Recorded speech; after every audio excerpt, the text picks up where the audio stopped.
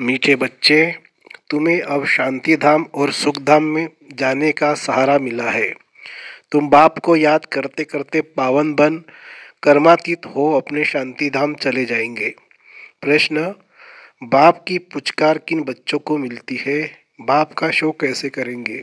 उत्तर, जो बच्चे वफादार, सर्विसेबल और बहुत मीठे हैं, कभी किसी को दुख नहीं देते, ऐसे बच्चों को बाप की पुचकार मिलती है। जब तुम बच्चों का आपस में बहुत बहुत लव रहे, कभी भी भूले न हो, मुख से दुख देने वाले बोल न निकले, सदा भाई भाई का रूहानी प्यार रहे, तब बाप का शो कर सकेंगे।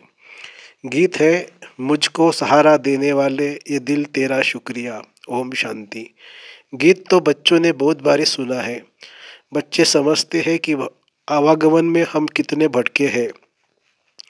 ड्रामा के प्लान अनुसार एक शरीर छोड़ दूसरा लिया। सुखधाम में आप ही एक शरीर छोड़ते थे, दूसरा लेते थे खुशी से। अब बाप खुशी से शरीर छोड़ने के लिए समझा रहे हैं। बच्चे समझते हैं हम आत्मा परमधाम से आई है। हम आत्मा यह पाठ बजाती है। पहले पहले आत्मा का निश्चय चाहिए कि हम आत्मा अविनाशी है। बच्चों को समझाया है सहारा देने वाला एक ही बाप है। बाप को याद करने से बहुत खुशी होती है। ये बहुत समझने की बातें हैं। पहले सब शांति धाम में रहते हैं, फिर पहले सुख धाम में आते हैं। बाप तुमको सहारा देते हैं। बच्चे, तुम्हारा शांति धाम सुख धाम आया कि आया। ये तो निश्चय है कि हम आत्मा एक शरीर छोड़ दूसरा लेते हैं। पहले से ही अविनाशी पाठ मिला हुआ है। तुमको ये 84 जन्मों का पाठ बजाना है। बाप बच्चों से ही बात करते हैं, क्योंकि इन बातों को सिवाय तुम्हारे और कोई जानते ही नहीं। इस पुरुषोत्तम संगम युग पर ही पुरुषोत्तम बनाने के लिए बाप रास्ता बताते हैं। आत्मा को कोई डर नहीं होना चाहिए। हम तो बहुत ऊंच पद पाते हैं। तुम सभी जन्मों को जान गए हो, यह है अंतिम जन्म। आत्मा समझती है हमको सहारा मिला है शांति धाम सुख धाम में जाने के लिए, तो खुशी से जाना चाहिए। परंतु अभी यह ज्ञान मिला है कि आत्मा पतित है। आत्मा के पंख टूट गए हैं। माया पंख तोड़ देती है, इसलिए वापस जा नहीं सकती। पावन जरूर बनना है। वहाँ से नीचे तो आ गए, परंतु अब आप ही वापस जा नहीं सकते। सबको पाठ बजाना ही है। तुमको भी ऐसे समझना है। हम बहुत उच्च कुल के हैं। अभी हमको फिर से उच्च डिनास्टी का राज्य भाग्य मिलता है। फिर हम इस शरीर को क्या करेंगे? हमको नया शरीर तो वहाँ मिलना है। ऐसे अपने से बातें करो। बाप ने अपना भी परिचय दिया है। रचना के आदि मध्य अंत का भी राज समझाते हैं कि आत्मा ही सत्व प्रधान सत्व रजो तमो में आती है। अब फिर आत्माभिमानी बनना पड़े, आत्मा को ही पवित्र बनना है। बाप ने कहा है बस मुझ एक को याद करो और कोई को भी याद नहीं करो। धन दौलत मकान बच्चों आदि में बुद्धि गई तो कर्मातीत अवस्था को पा नहीं सकेंगे। फिर पद कम हो जाएगा और फिर सजाएं भी खानी पड़े। अभी हम आत्मा लौटने वाली है, पावन बन लौटना है। बाप आए हैं पावन बनाने, तो हम खुशी से बाप को क्यों नहीं याद करेंगे? जो हमारे विकर्म विनाश हो जाए। खुद याद करते होंगे तो दूसरों को भी कहने से तीर लगेगा। इसको विचार सागर मंथन कहा जाता है। सुबह को विचार सागर मंथन अच्छा होता है, क्योंकि बुद्धि अच्छी होती है, रिफ्रेश होते हैं। भक्ति भी उस समय होती है। गीत है, राम सुमिर प्रभात मोरे मन। भक्ति मार्ग में तो सिर्फ गाते थे। अभी बाप का डायरेक्शन है कि सवेरे सवेरे उठ मुझे याद करो। सतयुग में तो राम को सिमरते नहीं है, यह सब ड्रामा बना हुआ है। बाप आकर ज्ञान और भक्ति का राज समझाते हैं। पहले तुम नहीं जानते थे, इसलिए पत्थर बुद्धि कहा जाता है। सतयुग में ऐसे नहीं कहेंगे। इस समय ही कहते हैं ईश्वर तुम्हारी बुद्धि को अच्छा करे। यहाँ का गायन भक्ति मार्ग में चलता है। तो बाप बच्चों को बहुत प्यार से समझाते हैं कि बच्चे, तुम मुझ बेहद के बाप को भूल गए हो। तुमको आधा कल्प के लिए मैंने बेहद का वर्षा दिया था। तुमको बेहद का संन्यास मैंने ही कराया था। मैंने ही कहा था कि यह सारी पुरानी दुनिया कब्र दाखिल होनी है, जो ख़त्म होने वाली है। तुम उनको याद क्यों करते हो? मुझे तुम बुलाते ही हो कि बाबा हमको पतित दुनिया से छुड़ाए पावन दुनिया में ले चलो। पतित दुनिया में करोड़ों मनुष्य है, पावन दुनिया में बहुत थोड़े होते हैं। तो कालों के काल महाकाल को बुलाते हैं ना। भक्तों ने भगवान को बुलाया कि आकर भक्ति का फल दो। हमने बहुत धक्का खाया है, आधा कल्प की आदत पड़ी है, तो उनको छोड़ने में मेहनत लगती है। यह भी ड्रामा में नूंद है। बच्चे नंबरवार पुरुषार्थ अनुसार अपनी कर्मातीत अवस्था को पाते हैं। कलप पहले मुवाफिक, फिर विनाश हो जाएगा। अभी तो रहने की ही जगह नहीं है, अनाज नहीं, खाए कहाँ से। अमेरिका में भी कहते हैं करोड़ों मनुष्य भूख में मरेंगे। ये नेचुरल कैलेमिटीज तो होनी ही है। लड़ाई लग जाए तो अनाज कहाँ से लाएंगा। लड़ाई भी बहुत भयानक होती है। जो भी सामान उनके पास तैयार है वह सब निकालेंगे। नेचुरल कैलेमिटीज भी मदद करेगी। उनके पहले कर्मातीत अवस्था को पाना है, सावरे से गोरा बनना है। काम चिता पर बैठ सावरे बन गए थे, अब बाप खूबसूरत बनाते हैं। आत्माओं को रहने का ठिकाना तो एक ही है ना। या आकर पाठ बजाते हो, राम राज्य और रावण राज्य को क्रॉस करते हो। अब बाप ने बताया है पुरानी दुनिया का अंत है, मैं आता ही हूँ अंत में। जब बच्चे बुलाते हैं पुरानी दुनिया का विनाश जरूर होना है। गायन भी है मिरवा मौत मलू का शिकार। लेकिन बाप की श्रीमत पर नहीं चलते तो वह खुशी हो नहीं सकती। अब तुम बच्चे जानते हो हमको यह शरीर छोड़ अमरपुरी में जाना है। तुम्हारा नाम ही है शक्ति दल, शिव शक्ति या पांडव सेना। फिर तुम प्रजापिता ब्रह्मा कुमार कुमारिया हो। शिव के तो बच्चे हो, फिर भाई बहन बनते हो। प्रजापिता ब्रह्मा द्वारा ही रचना रची जाती है। ब्रह्मा को ग्रेट ग्रेट ग्रैंडफादर कहते हैं। तो बाप आत्माओं को बैठ समझाते हैं, आत्मा इस शरीर द्वारा सब कुछ करती है। आत्मा के शरीर को मारते हैं तो आत्मा कहेंगी हमने इस शरीर से फलानी आत्मा के शरीर को मारा। बच्चे पत्रों में लिखते हम आत्मा ने शरीर द्वारा यह भूल की। मेहनत है ना, इसमें विचार सागर मंथन करना है। मेल्स के लिए बहुत सहज है। बम्बई में सुबह को कितने घूमने फिरने जाते हैं। तुमको तो एकांत में विचार सागर मंथन करना पड़े। बाबा की महिमा करते रहो। बाबा कमाल है आपकी। देहधारी की महिमा नहीं गाई जाती है। विधेयी उच्च ते उच्च भगवान है, वह कभी अपनी देह नहीं लेते। खुद ने बताया है कि मैं साधारण तन में प्रवेश करता हूँ। ये अपने जन्मों को नहीं जानते थे, तुम भी नहीं जानते थे। अब इसने मेरे द्वारा जाना है तो तुम भी जान गए हो। तो यह भी प्रैक्टिस है। बाप को याद करने से तुमको बहुत खुशी होगी। जब अपने को आत्मा नीचे करेंगे तो आत्मा को ही देखते रहेंगे। फिर विकार की कोई बात उठ नहीं सकती। बाप कहते अशरीरी भव। फिर क्रिमिनल ख्यालात उठते ही क्यों है।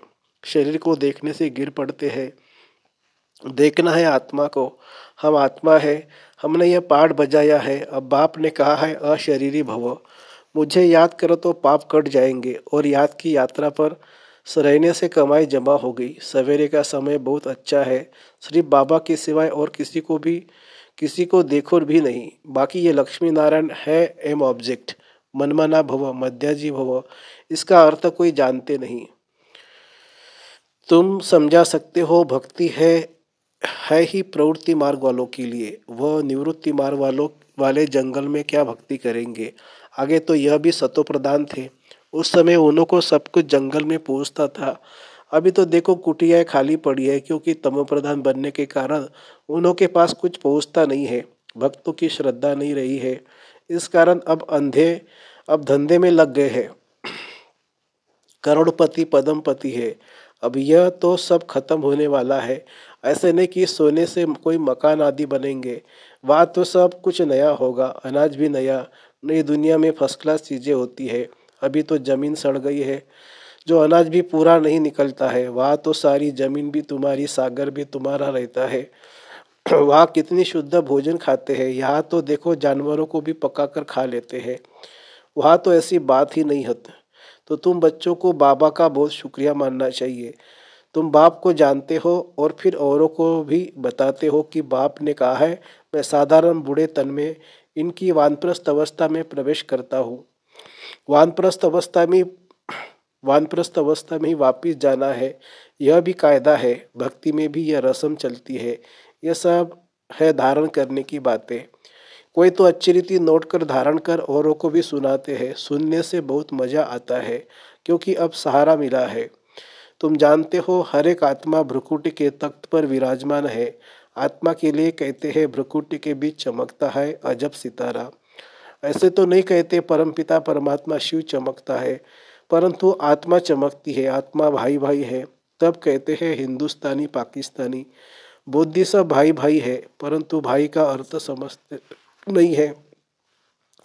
तुम्हारा आपस में कितना लव होना चाहिए। सतयुग में जानवरों का भी आपस में लव है, तुम भाई भाई हो तो कितना लव होना चाहिए, परंतु देहाभिमान में आने से एक दो से बहुत तंग हो जाते हैं, फिर एक दो को ग्लानि करते हैं।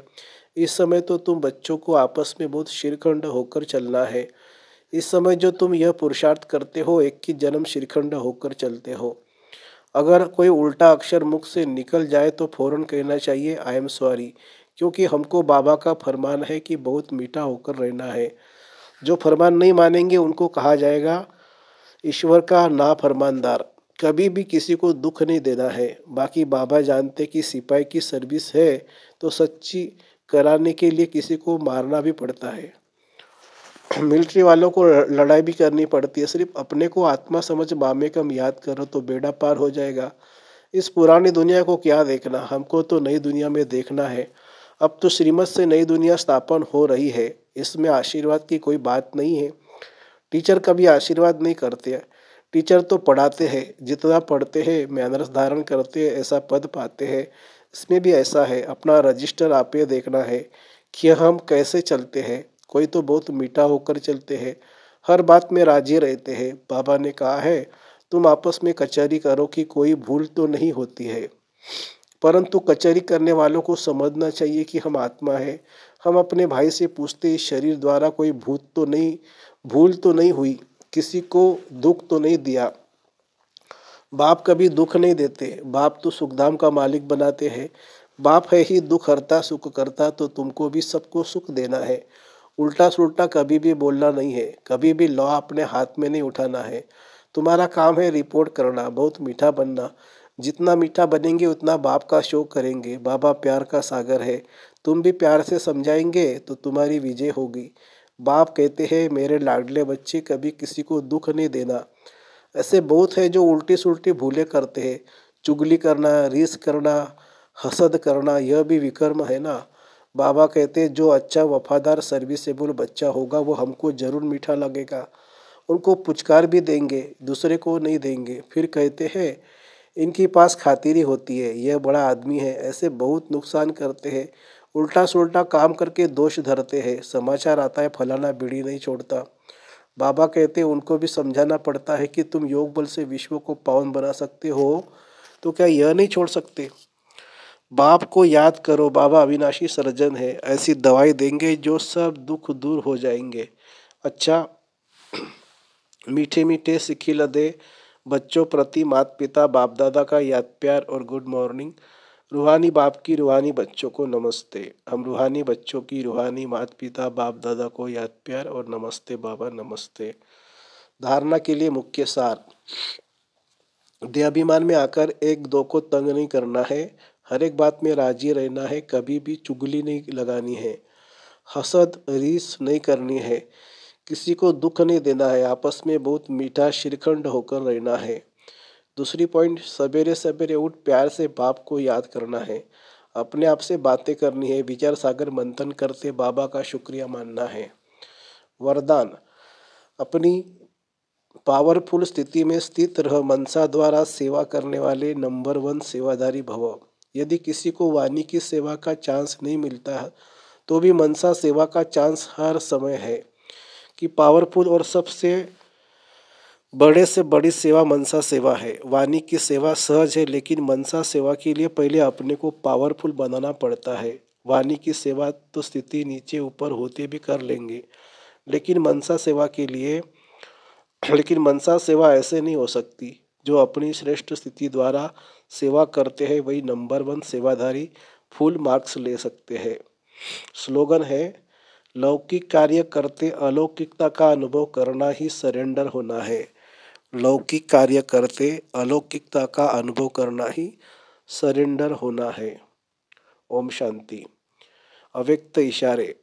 अव्यक्ति साइलेंस द्वारा डबल लाइट फरिश्ता स्थिति का अनुभव करो।